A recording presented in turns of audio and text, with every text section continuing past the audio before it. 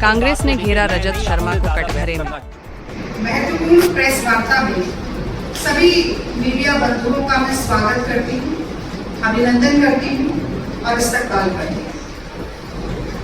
और अपनी बात ये कहकर शुरू करना चाहती हूँ कि हर आदमी में होते हैं 10-20 आदमी जिसको भी देखना कई बार देखना।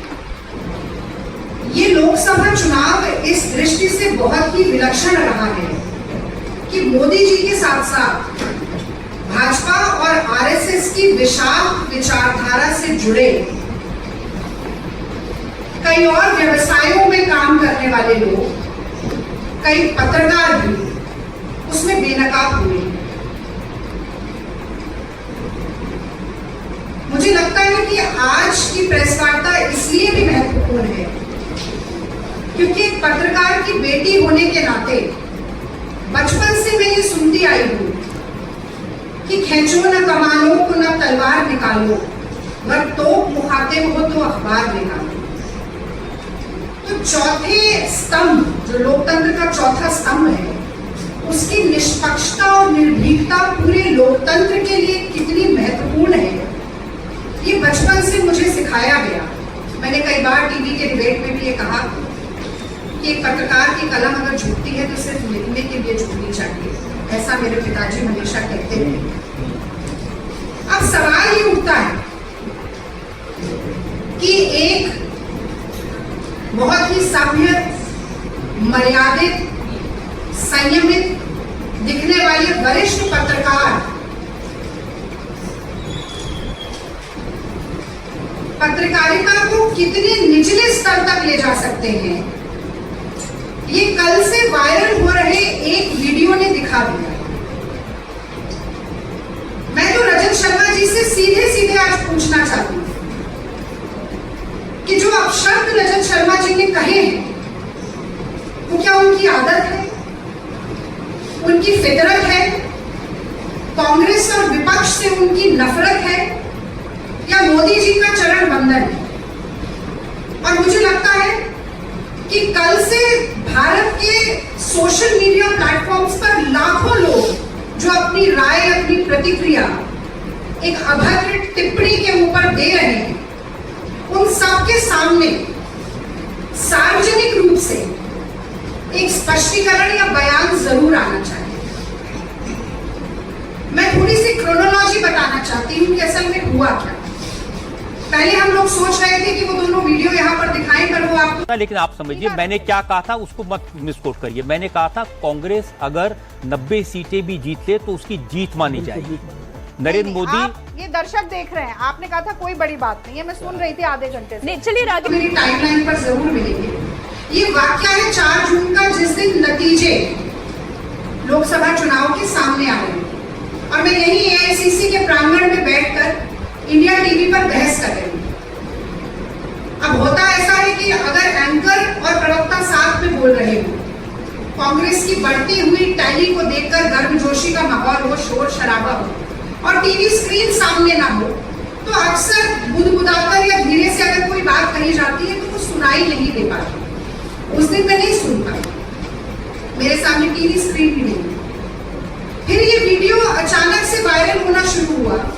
कल मेरे और पवन खेड़ा जी के संज्ञान में हमारे कुछ कांग्रेस के कार्यकर्ताओं ने भी, और ट्विटर यानी कि एक्स, पहले ट्विटर कहा जाता था, उस प्लेटफॉर्म पर भी हमें कई लोगों ने ये वीडियो भेजा। और मैं सच कहती हूँ, पहले तो यकीन नहीं हुआ कि रजत शर्मा जैसे व्यक्ति सार्वजनिक तौर पर एक लाइव डिबेट में इतनी भद्दी गाली का प्रयोग कर सकते हैं।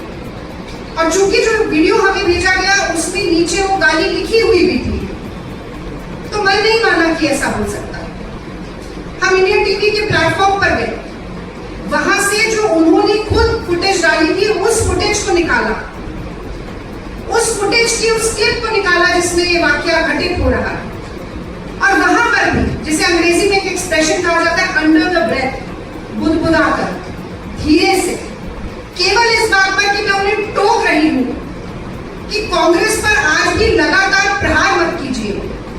शायद मोदी जी की घटते हुई संख्या और कांग्रेस की बढ़ती हुई संख्या को देखकर झुंझला इतना गए कि उन्होंने वो गाली दी।